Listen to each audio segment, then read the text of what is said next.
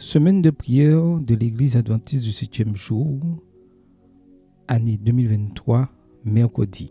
Un témoin invraisemblable, la Samaritaine. Message de Sarah Gen Burton. Un homme marchait depuis plusieurs kilomètres avec ses compagnons. Le soleil était à son zénith et l'heure du repas approchait. Fatigué et assoiffé, il s'assit près d'un puits au milieu d'un champ, le puits de Jacob. Il envoya ses amis chercher de la nourriture. À Sicharon, une ville samaritaine juste à côté. Une femme vint puiser de l'eau au puits. Elle s'arrangeait pour y venir seule pendant la période la plus chaude de la journée, sans doute parce que la vie qu'elle menait était contraire aux normes de la communauté. Elle remplit sa couche et alors qu'elle allait partir, l'homme prit la parole. « Donne-moi à boire. » Après l'exil d'Israël, ceux qui étaient restés dans la région de Samarie s'étaient mêlés aux non-israélites, déportés dans la région. Ils s'étaient mariés et leur religion était devenue syncrétique, rejetant tous les écrits prophétiques et sapiosio, à l'exception des 5 livres de Moïse. Ils adoraient Dieu dans un temple qu'ils avaient construit sur le mont Garizim. La conversion commença par une simple demande. « Donne-moi à boire » Jean 4, verset 7. Le seul fait qu'un juif lui parle aurait suffi à choquer la femme. La différence, c'est que cet homme-là lui demandait quelque chose. Éberluée, elle lui répondit à l'emporte-pièce. « Comment toi, qui es juif, me demandes-tu à boire, à moi qui suis une femme samaritaine ?» Verset 9. Jésus ignora sa référence à la division ethnique et répondit que c'était elle qui devrait lui demander à boire. L'eau qu'il lui offrait était vivifiante. À plusieurs reprises,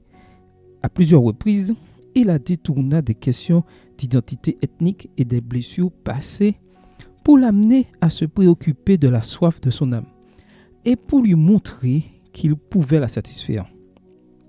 Comprenant alors sa sincérité et son offre mystérieuse, elle lui demanda de lui donner de cette eau.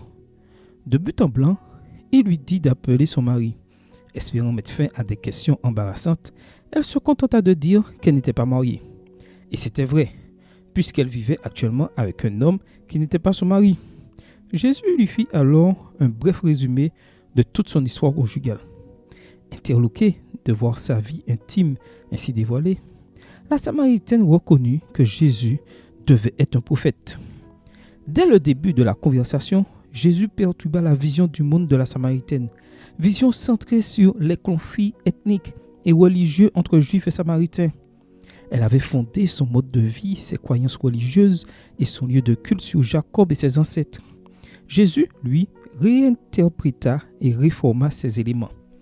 Enfin, la femme orienta la conversation vers le seul point commun des Juifs et des Samaritains. « Je sais que le Messie doit venir, celui qu'on appelle Christ. Quand il sera venu, il nous annoncera toutes choses. » Verset 25. Jésus répondit de façon simple, mais étonnante à sa déclaration de foi et d'espérance. « Je le suis, moi qui te parle. » Verset 26. Semer et moissonner. Les disciples revinrent de Sicharon au moment précis où un silence abasourdi suivit cette étonnante révélation. Abandonnant sa couche, dont l'eau ne pouvait étancher sa soif que temporairement, la Samaritaine se précipita en ville et raconta sa rencontre avec le Juif qui prétendait être le Messie. L'espoir résonnait dans ses paroles. « Venez, venez voir un homme qui m'a dit tout ce que j'ai fait. Ne serait-ce point le Christ ?» Verset 29. Mais revenons au puits. Les disciples furent surpris de voir Jésus parler à une femme, mais ne dit rien. Une fois la Samaritaine partie, ils le pressèrent de manger, mais il refusa, prétextant une nourriture qu'il ne connaissait pas. Voyant leur confusion, tant à propos de la femme que de la nourriture, il leur déclara en quoi consistait sa mission. « Ma nourriture est de faire la volonté de celui qui m'a envoyé et d'accomplir son œuvre. » Verset 34. Puis il leur donna leur propre mission. « Ne dites-vous pas qu'il y a encore 4 mois jusqu'à la moisson?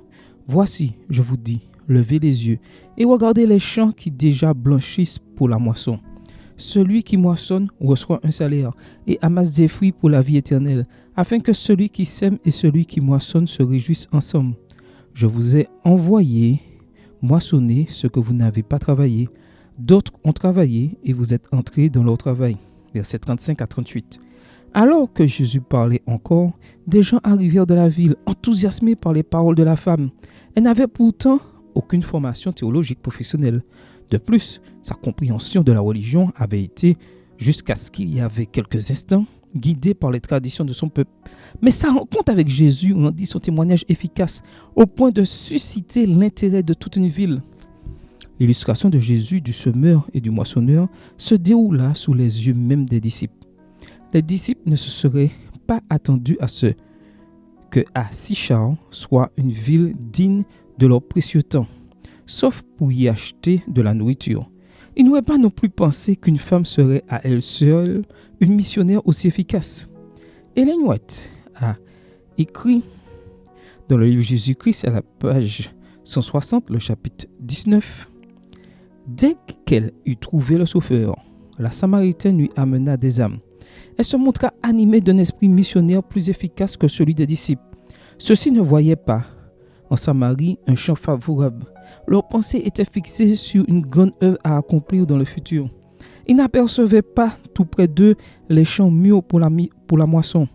Mais grâce à une femme pour laquelle ils n'éprouvaient que du mépris, toute la population d'une ville eut l'occasion d'entendre le Sauveur. Cette femme avait immédiatement apporté la lumière à ses compatriotes. Les Samaritains invitèrent Jésus dans leur ville. Il y resta avec ses disciples pendant 2 jours. De l'eau pour les assoiffés. Cette histoire qui s'est déroulée au puits de Jacob nous offre plusieurs leçons importantes. Premièrement, l'évangile peut être prêché n'importe où et n'importe quand à toute personne disposée à écouter. Jésus n'a pas attendu qu'un large public assiste à une réunion bien annoncée par une publicité. Il a entamé une conversation avec une femme pécheresse qui venait simplement puiser de l'eau.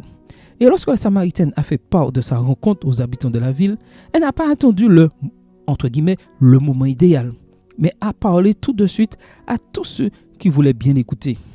Le message qu'elle a reçu était trop important pour attendre. Deuxièmement, on ne doit jamais supposer que l'on sait qui est prêt ou n'est pas prêt à recevoir l'évangile. On ne peut pas non plus prétendre que quelqu'un n'est pas digne de recevoir l'évangile.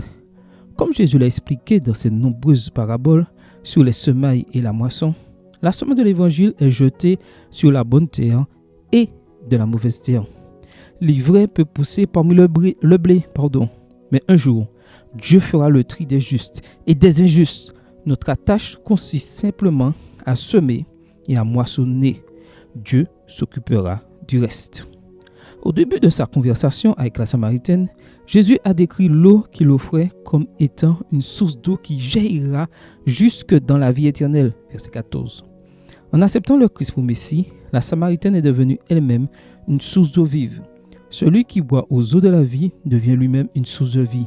Celui qui a reçu devient fournisseur. La grâce du Christ dans une âme est comme une source dans le désert, jaillissant pour tout rafraîchir, donnant à ceux qui allaient périr le désir de boire des eaux de la vie. Par conséquent, acceptons le don de l'eau vive que Jésus nous offre et partageons-le avec tous ceux que nous rencontrons. Chaque conversation peut devenir une occasion de partager cette eau. Ne refusons pas ce don à ceux qui ont si soif. Question pour la réflexion. Quelles sont les idées auxquelles vous vous accrochez et que Dieu pourrait essayer de perturber ou de transformer? Les différences politiques ou ethniques ont-elles un impact sur les personnes avec lesquelles vous engagez la conversation? Avez-vous bu de l'eau vive aujourd'hui? Amen. À demain si Dieu veut et que le Seigneur vous bénisse.